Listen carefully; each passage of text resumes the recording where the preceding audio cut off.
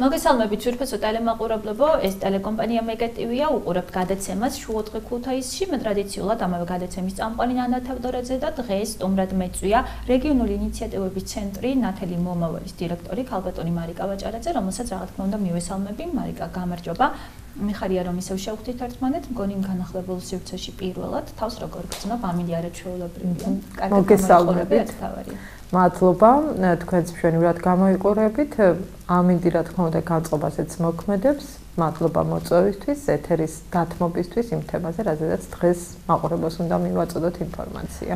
ჩვენს ასე ვთქვათ, ახლო წარსულში არსებულ თანამშრომლობა მეგობრობას თუ გადავხედავთ, ხშირად ყოფილხართ ჩემი სტუმარი სხვადასხვა საინტერესო თემებზე, პროექტებზე, არახალი არის ჩვენი კომუნიკაცია და ამჯერად თქვენთან ერთად გავამახვილებთ ყურადღებას მნიშვნელოვან საკითხზე, რომელიც პირდაპირ კავშირშია დედამიწის ჯანმრთელობასთან. ჯანმრთელი დედამიწა კი ნიშნავს, რომ ჩვენ ვართ ჯანმრთელები და ეს ასპექტები და ის მოვლენები, რომელიც ჩვენს ირგვლივ ვითარდება, ალბათ კიდევ ერთხელ გვაფიქრებს, რომ რაღაცას ან ბევრ რამეს არასწორად ვაკეთებთ. ძალიან საინტერესო პროექტი დასრულდა, ვისაუბრეთ ასევე პროექტზე, როგორ მიმდინარეობდა და რა მნიშვნელობის იყო, თუმცა ეს ტერმინი ენერგოეფექტურობა, რომელიც საკმაოდ ხშირად ისმის, მაგრამ შესაძლოა ვერ ვითავისებდეთ, ხო? რას გულისხმობს ტერმინი ენერგოეფექტურობა? ძალიან საინტერესო პროექტი შევაჯამეთ და დავასრულეთ რამდენიმე დღის წინ. შემდეგ აუცილებლად მოვყვებით ამ პროექტის მიზნები და ამოცანები, როგორი იყო და შემდეგ როგორ მივედით ენერგოეფექტურობამდე. მინდა გითხრათ, რომ ეს ენერგოეფექტურობა არის არა მარტო ჩვენთვის, ჩვენი ქვეყნისთვის გამოწვევა, არამედ მთლიანად მსოფლიოში. ვიცით, რომ არის დეფიციტი ენერგიების, შესაბამისად, ალტერნატიული ენერგიების გამოყენებაზეა დღეს საუბარი და ჩანაცვლებითი ენერგიების გამოყენებაზე. თქვენ გადაცემის დაწყებისთანავე ახსენეთ მზეს, სწორედ აი მზის ენერგია როგორ შეგვიძლია რომ გამოვიყენოთ და ჩავანაცვლოთ ჩვეულებრივი ტრადიციული ენერგიები, ასე ვთქვათ, აი ამ განახლებადი ენერგიებით. ამაზე ვართ, ასე ვთქვათ, ამ ეტაპზე ორიენტირებული და აი ამ პროექტის მეორე ნაწილი სწორედ ამას მოიცავდა. და ასე ვთქვათ, ენერგოეფექტური საკითხებზე ცნობიერების ამაღლების ნაწილი იყო ჩვენთვის ძალიან მნიშვნელოვანი და არ გვინდოდა რომ ეს ყოფილიყო, ასე ვთქვათ, მხოლოდ რაღაცა საინფორმაციო შეხვედრა, რაღაცა ინფორმაციის მიწოდება, ლექცია და მსგავსი ტიპის, არამედ გვინდოდა რომ ყოფილიყო რაღაცა სასწავლო ტური და სწორედ აი ამ სასწავლო ტურზე, ტურის ფარგლებში ჩვენ შევეცადეთ, რომ სხვადასხვა სამიზნე აუდიტორიასთვის, მაგალითად სამოქალაქო სექტორი იყვნენ ასევე ტურიზმის სფეროს წარმომადგენლები, მედიის წარმომადგენლები, რომლებსაც რეალურად ვაჩვენეთ თუ როგორ შეიძლება იქნეს გამოყენებული მზის ენერგია და სხვა ენერგიის წყაროები იმისთვის, რომ ვიყოთ უფრო მეტად ეფექტურები, უფრო მეტად ენერგოდამზოგები და ასევე ყოველდღიურ ცხოვრებაში როგორ შეგვიძლია ეს ყველაფერი გამოვიყენოთ. რამდენი ხანი გრძელდებოდა პროექტი და რომელ მუნიციპალიტეტებს მოიცავდა? პროექტი გრძელდებოდა, იყო 6 თვიანი პროექტი, რომელიც იყო ერთობლივი პროექტი, მინდა გითხრათ, უფლებებისა და განათლების ცენტრთან ერთად და ამ პროექტის მიზანი იყო, თავდაპირველი მიზანი იყო ქუთაისში არსებული მეტალურგიული ქარხნის გამონაბოლქვის შემცირება.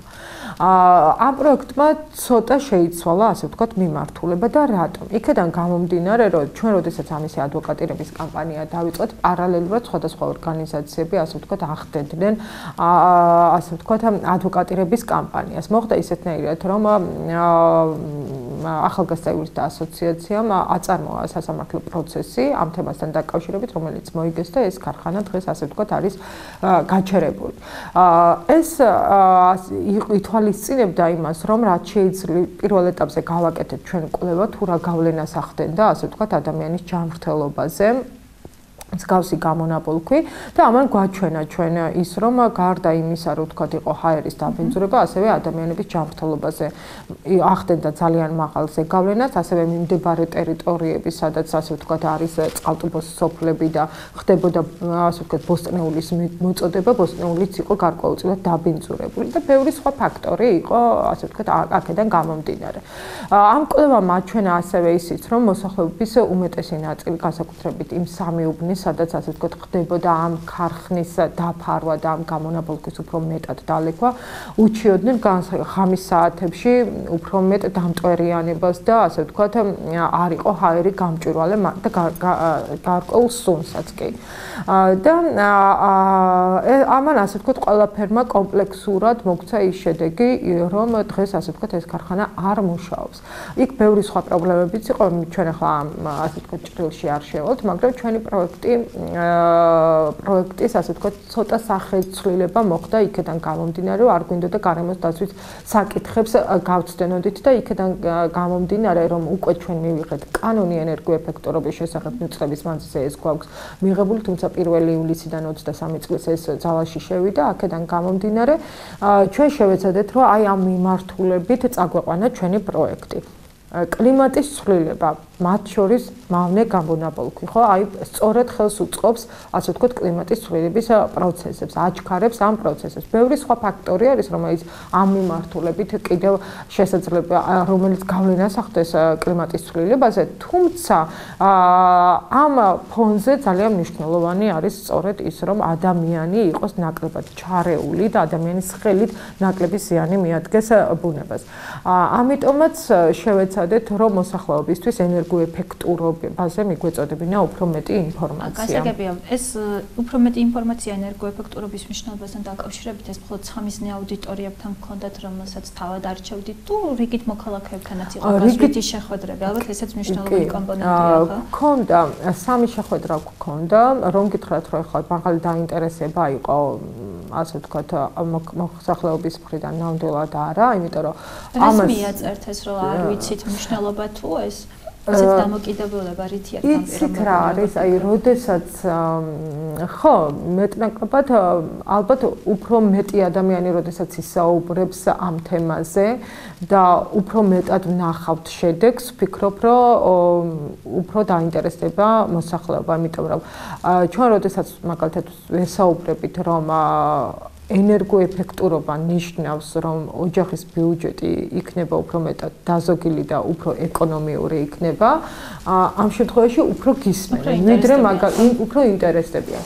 მაგრამ როცა ახლა ვთქვათ, ესე რომ გავაკეთოთ, რასაც ხშირად იყენებენ, მაგალითად, რომ ანუ ენერგოეფექტურობა, მწვანე ეკონომიკა, უკვე ეს მწვანე ეკონომიკა რაღაცნაირად არ არის მათი, ასე მარტივად რომ ვთქვათ, მაგრამ როდესაც ვეუბნებით, რომ თუ კი ვთქვათ, ენერგოეფექტურ ნათურებს გამოიყენებთ, ენერგოეფექტურ ტექნიკას გამოიყენებთ და იქ შეგიმცირდებათ ელექტროენერგიის მოხმარება და ბევრი სხვა ეფექტი ექნება თავისთავად, ასე ვთქვათ. ანუ თანხის დაზოგვასთან როცა თანხის დაზოგვა, აი, მაშინ უფრო ინტერესდებიან. მაშინ თუ იცით ეს სუსტი წერტილი თუ შეიძლება დავარქვათ, რამდენად იყენებთ, ხო? აი, როგორ დავიწყოთ დიალოგი და რა თქმა უნდა, ჩვენ ამ პროექტის ფარგლებში შევეცადეთ, რომ უფრო გამარტივებულიანით გვესაუბრა მათთან და უფრო მარტივად მიგვეწოდებინა ინფორმაცია.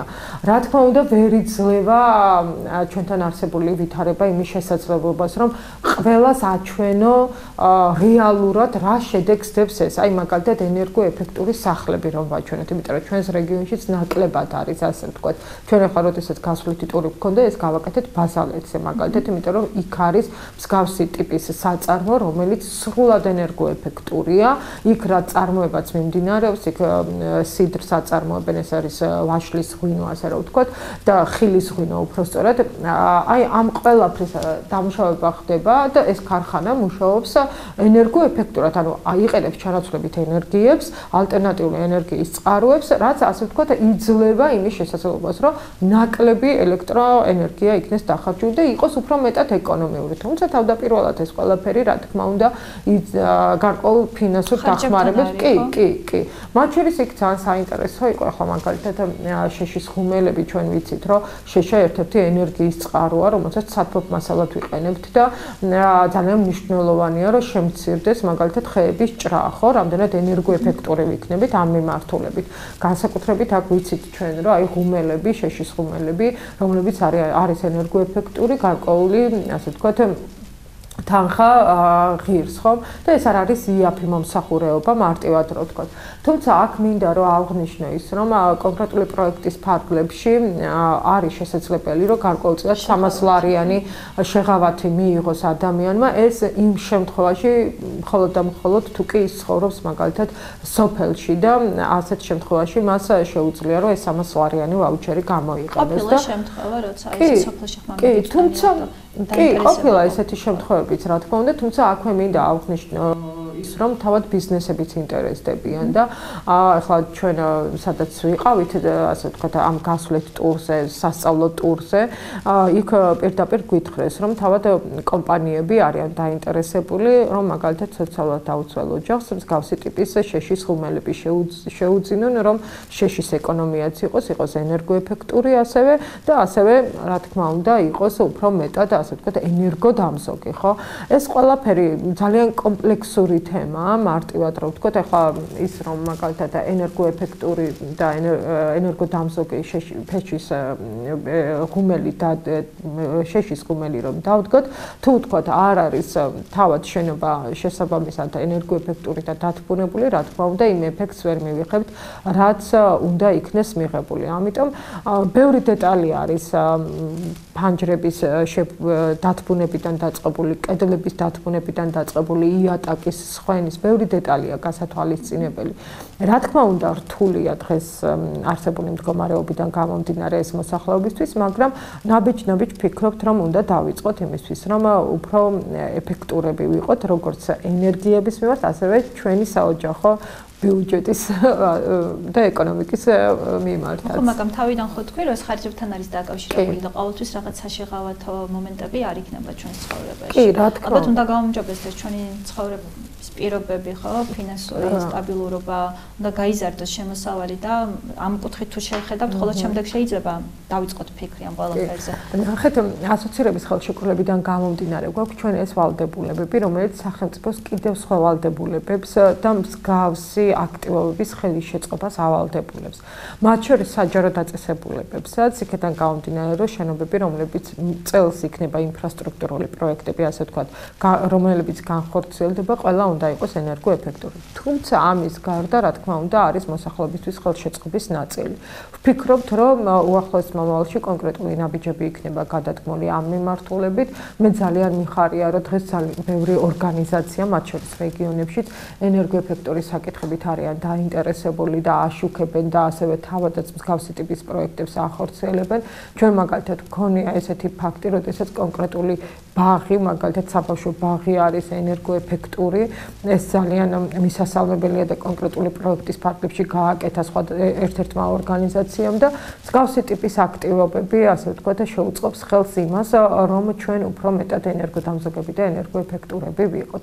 ასევე ახლა ცოტა ხნის წინ ნახულობდი, 2 დღის წინ სხვადასხვა საგრანტო პროექტებიც არის, ასე ვთქვათ, ამ თემაზე გამოცხადებული, რომელიც არ არის კონკრეტული ორგანიზაციებისთვის, არამედ ნებისმიერ ადამიანს შეუძლია, რომ მსგავსი პროექტი განახორციელოს საკუთარი ბიზნესის ენერგოეფექტური, საკუთარი ბიზნესი გახადოს ენერგოეფექტური და რა თქმა უნდა, იცით რა არის პირველადი ეტაპი, როგორადაც ვთქვით, მაგალითად ახლა რომ ის ბატარეები დავდგოთ, თუნდაც საკუთარ ოჯახში პირადი მოხმარებისთვის, ასე რომ შევხედოთ, რა თქმა უნდა, პირველ ეტაპზე ეს არ არის იაფი. თუმცა სხვადასხვა ქვეყნების გამოცდილებები იძლევა იმის თქმის საშუალებას, რომ არის ძალიან დამზოგი და შემდგომ ეტაპზე არის ძალიან ეფექტური. თუმცა მაგალითად გერმანიას თუ შევხედავთ ჩვენ, ხო, აი გერმანიაში მაგალითად ვისაც აქვს საკუთარ სახლებზე ეს სახურავებზე გაკეთებული მზის ბატარეები, ისინი კიდევაც ყიდიან ელექტროენერგიას, რომელიცაც მზის ბატარეები გამოიმუშავოს. თუ ამ მიმართულებით წავალთ და თუ ამ კუთხით განვავითარებთ ჩვენ ენერგოეფექტურობის და ჩანაცვლებითი ენერგიის საკითხებს, რა თქმა უნდა, ჩვენაც ვიქნებით მეტად დამზოგები, მაგრამ ამას ჭირდება რა თქმა უნდა სწორი მუშაობა და ინტენსიური რაღაც ეს ერთად გამოანათო წელიწადში ერთხელ და შემდეგ ეს თემა განელდეს, ალბათ შედეგს ვერ მოიტანს, ხო? არა, ნახეთ, შეიძლება ძალიან ცუდი მაგალითი იყოს ახლა, მაგრამ ყოველი ადამიანის ქმედება უნდა იყოს მიმართული იმისკენ, რომ ნაკლები ენერგია დახარჯოს, ხო? აი თუნდაც სტუდიაში როგორ დავიზოგოთ ახლა? შუქის აი ელექტროენერგია რომელიც არ გჭირდება მაგალითად არ უნდა იყოს ის ნატურა მაგალითად ანთებული. მაგალითად ტექნიკა რომელიც არ არის ენერგოეფექტური, ხო, არის სპეციალური, ასე ვთქვათ, ნიშანი, რომელიც გეუბნება, რომ თუ რაც უფრო მეტი A+ გააჩნია, რომელიც უფრო მეტად ენერგო, ეს ნიშნავს იმას, რომ მეტად ენერგო დამზოგია ტექნიკა, აი ამ მიმართულებით შეგვიძლია, რომ წავიდეთ და გამოვიყენოთ ეს, ასე ვთქვათ, პრაქტიკულ საქმიანობაში, მაგრამ მთავარი არის მაინც ცნობიერების ამაღლება, აი დავიწყე საუბარი, რომ აი უხეშ შედარებას გავაკეთებთ, თქვა აი ნარჩენების მართვასთან დაკავშირებით, ჩვენ წლები დაგვჭირდა, რომ ურნები დაგვედგა და შემდეგ ადამიანები შეჩვეულიყო იმას, რომ ურნამდე მივსულიყავით და რაღაცა გამოვიდოდით და ეგრევე გვახსოვს სადარბაზოებით სავსე იყო, ეზოებით სავსე იყო, რაღაცა გაუმჯობესებულია, ხო, აი ამ მიმართულებით. რაღაცა წლები ჭირდება, რა თქმა უნდა, თუმცა მე ვფიქრობ, რომ ეს უფრო სწრაფად უნდა მოხდეს და უფრო სწრაფად უნდა განვითარდეს, იმიტომ რომ ყველა ტრადიციული ენერგია არის ამომწურავი და ვიცით, რომ ენერგოდეფიციტის წინაშე შეიძლება დავდგეთ ძალიან მალე. ამიტომ ეს ამ რესურსების გამოყენება და მსგავსი ჩანაცვლება ენერგიების არის ნომერ პირველი გამოწვევა დღეს და ვფიქრობ, რომ სახელმწიფომაც უფრო მეტი დრო უნდა დაუთმოს მსგავსი საკითხების პოპულარიზაციას და შესაბამისი პროექტებით ხელი უნდა შეუწყოს როგორც მოსახლეობას, ასევე იმ დაწესებულებებს ბიზნესს, რომელიც დღეს რამეს აწარმოებენ და ქმნიან იმისთვის, რომ ასე ვთქვათ, ეკონომიკა იყოს გაუმჯობესებული. დავუბრუნდეთ პროექტს. ჯამში რამდენად კმაყოფილი ბრძანდებით და როგორ ფიქრობთ თქვენი სათქმელი თქვით? ნახეთ, ფაქტობრივად ამ პროექტს თუ შევხედავთ, თავიდან დავიწყოთ სულ სხვა მიმართულებით და ფაქტობრივად გამონაბოლქვიდან გადავედით ენერგოეფექტურობაზე. ხო, შეიძლება ეს ერთმანეთთან ვერ დავაკავშიროთ, მაგრამ იქედან გამომდინარე, რომ ორივე უკავშირდება კლიმატის ცვლილებას, გარემოს დაცვის საკითხებს, აქედან გამომდინარე ჩვენ ასე ვთქვათ დონორმა მოგცა იმის შესაძლებლობა, რომ ესე განვითარებულიყო ეს პროექტი. ამიტომ რა თქმა უნდა ძალიან დიდი მადლობა მინდა გადავუხადო ქალთა ფონდს, ევროკავშირს, რომელმაც უზრუნველყო, ასე ვთქვათ, აი ამ აქტივობების განხორციელება და იმედს ვიტოვებთ, რომ მსგავსი აქტივობები ჩვენთან რეგიონში, ასევე ჩვენს ქალაქში უფრო მეტ დაინტერესებას გამოიწვევს მოსახლეობის. ჩვენ ვიცით, რომ არაერთი თარიღი არსებობს წლის მანძილზე, რომელიც სწორედ გარემოს დაცვის საკითხებს უკავშირდება და მნიშვნელოვანია, ასე ვთქვათ, თუ კი ამ მიმართულებით იქნება ეს თემები დაპიარებული, რომელიც იქნება სწორედ იმაზე ორიენტირებული, რომ მოსახლეობის ცნობიერების ამაღლება შეუწყოს ხელი ენერგოეფექტურობის საკითხებზე. მომავალში თუ გეგმავთ მსგავსი ტიპის პროექტი ან აქტივობები განახორციელოთ? გეგმავთ იქედან გამომდინარე, რომ როგორც უკვე ვთქვით, გვინდა რომ ეს თემა გარკვეული ნიშაც კი გახდეს ჩვენი პროექტის. თავიდანვე მინდა აღვნიშნო, რომ ჩვენი ორგანიზაციის მინდა აღვნიშნო, რომ ეს იყო ჩვენთვის ძალიან დიდი გამოწვევა. იმიტომ რომ ჩვენაც პირველად შევეჯახეთ პარტნიორ ორგანიზაციასთან ერთად, ასე ვთქვათ, აი ამ შევეჭიდეთ ამ თემის პოპულარიზაცია. კი, ერთობლივი გადაწყვეტილება იყო. არა, მხოლოდ ჩვენი, რა თქმა უნდა, არა, ჩვენ რა თქმა უნდა გქონდა კომუნიკაცია როგორც დონორთან, ასევე პარტნიორ ორგანიზაციასთან, ესაუბრებებისა და განათლებისთვის ცენტრი, ქეთი ბერძენიშვილის ორგანიზაცია და სწორედ ასე ვთქვათ, აქედან გამომდინარე ჩვენთვის ძალიან მნიშვნელოვანი იყო, რომ ქეთის დაწყებული ეს საქმე და ეს პროექტი ბოლომდე ყოფილიყო დასრულებული და ჰქონოდა ის შედეგი, რასაც ქეთი გეგმავდა და ამიტომ მაქსიმუმი გავაკეთეთ იმისთვის, რომ ეს პროექტი ბოლომდე განხორციელებულიყო. შედეგით კმაყოფილი ვართ იქედან გამომდინარე, რომ უკავშირი რაც ჰქონდა ჩვენი შეხვედრების მონაწილეებიდან იყო ძალიან სასიამოვნო და ძალიან დადებითი, იმიტომ რომ აი ბევრმა მაგალითად არ ეცოდა მსგავსი აქტივობის შესახებ. აი მაგალითად ბევრი გვეუბნებოდა ჩვენ, რომ აი არ ვიცოდით თუ თქვათ ჩვენ ყოველდღიურად შეგვეძლოთ თუნდაც რაღაცა ელექტროენერგო დამზოგი ნატურით ან სხვა ტექნიკის გამოყენებით გარკვეულწილად შეგვემცირებინა ენერგიის მოხმარება, ხო, ელექტროენერგიის მოხმარება. საკითხი იყო, რამაც ასე ვთქვათ, ამ პროექტის დადებით ასპექტებზე გაამახვილა ყურადღება და აქედან გამომდინარე დაგვანახა საჭიროება, რომ ამ თემასთან დაკავშირებით კიდევ უნდა გავაგრძელოთ მუშაობა. ანუ ახლა მომავალში კი, ვაპირებთ, რომ კი, როცა ვსაუბრობთ ახლა ზოგადად საზოგადოებაზე, პირველ რიგში ალბათ საკუთარი თავიდან გამოვდივართ. ხო, აი თქვენ თავს აიძულებთ ცუდი სიტყვა, როგორ უნდა თქვა, როგორ მომართავთ ხოლმე, რომ იყოთ ენერგოეფექტი, რას აკეთებთ? აი, მაგალითად, პირველი რასაც ვაკეთებ და რაც გავაკეთებ, სამუშაო ოთახი, რომელიც მაქვს, მაგალითად, მაქვს სამუშაო მაგი და ისე ასე ვთქვათ, მოწყობილი და იქეთ ამ ხარეს მაქვს განლაგება კომპიუტერის, ლეპტოპის და სხვა ნივთების, სადაც მაგალითად მზე პირდაპირ მანათებს და ასე ვთქვათ, როგორაც არის, რომ მარცხენა მხრიდან უნდა ხდებოდეს მზის განათება, მაქვს სწორედ ესეთნაირად. ესეც რა თქმა უნდა, მიწყობს ხელს, რომ არ იყოს, ასე ვთქვათ, ზედმეტად ანთებული ნატურები, თუმცა მინდა გითხრათ, რომ ეს ცოტა ხნის წინ მქონდა, როდესაც გამოვასრულებინა ნატურები და უთხარი, რომ აი ენერგოეფექტური ნატურები მჭირდება.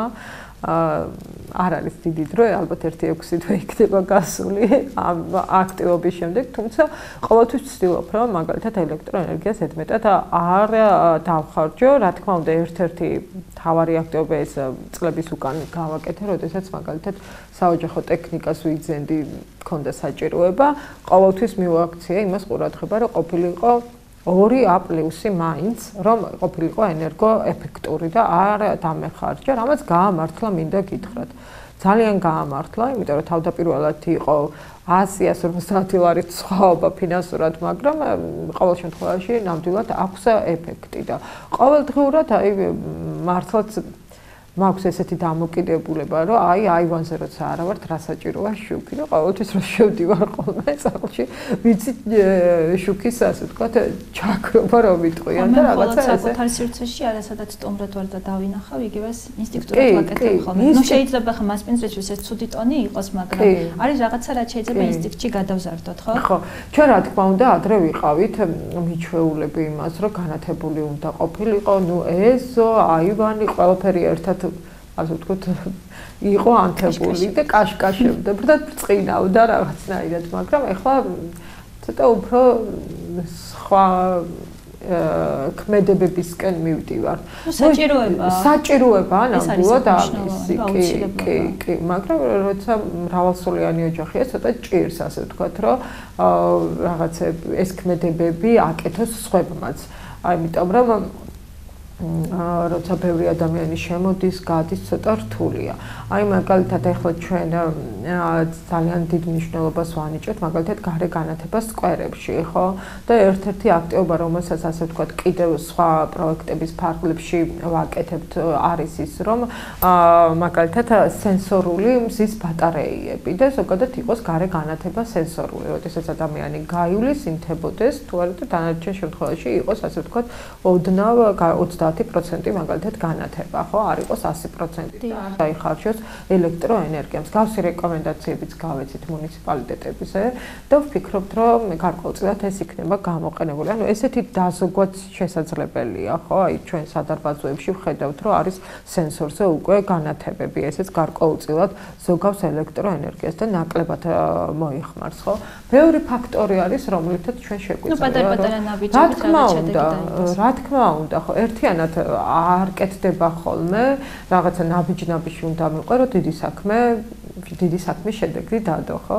აი სწორედ ესე არის ენერგოეფექტურობის საკითხები და ჩანაცვლებადი ენერგიები, განახლებადი ენერგიები, რომელიც არის ძალიან მნიშვნელოვანი და დღეს მართლაც გამოწვევა როგორც ჩვენი ქვეყნისთვის, ასევე მსოფლიოსთვის. ნუ ახლა მრავალშვილიან ოჯახებზე გამახვილო ყურადღება, ვიდრე დღეისათვის ნელ-ნელა დაგემშვიდობები, ალბათ ძალიან დიდი როლი ექნება ამ შემთხვევაში საგანმანათლებლო სივრცეებს, ხო? თუ კი რაღაც კუთხით დაითმობა. კი. ამ იმაზე საუბარს რაღაც მცირე დრომეინს და შედეგზე იქნება ორიენტირებული. რა თქმა უნდა, ზოგადად ჩვენ ვფიქრობთ, რომ ძალიან კარგი იქნება, ჯერ ეს არ გაგვიჟღერებია თვითმმართველობებთან და განსაკუთრებით ქუთაისთან მიმართებაში შეიძლება ამ საკითხის აქტიურად დაყენება, მაგალითად, რომ იყოს სადარბაზოებში მოკლე საინფორმაციო დაფები, როგორ შეგვიძლია ყოველდღურად დავზოგოთ ელექტროენერგია, ხო?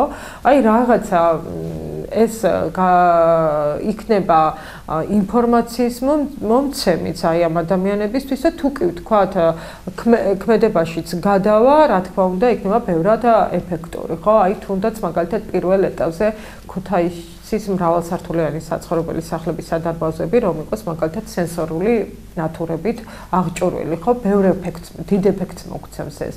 ანუ მსგავსი ტიპის რეკომენდაციებზე გვინდა რომ ვიმუშაოთ და ერთობლივად გარკვეული აქტივობები გადავდგათ, არა მარტო ქუთაისის შემთხვევაში, არამედ იმერეთის რეგიონის 12-ვე მუნიციპალიტეტში. გისურვებთ წარმატებებს და რა ვიცი, თუ რაიმე დაგვაინტერესებს ამ თემასთან დაკავშირებით, ალბათ ინტერნეტში შეგვიძლია, ხო, დავტოვით მოვიპოვოთ მასალები, როგორ გავხდეთ მეტად ენერგოეფექტურები და რისთვის არის ეს სასარგებლო ისევ და ისევ ჩვენთვის, არა მხოლოდ ფინანსებისთვის.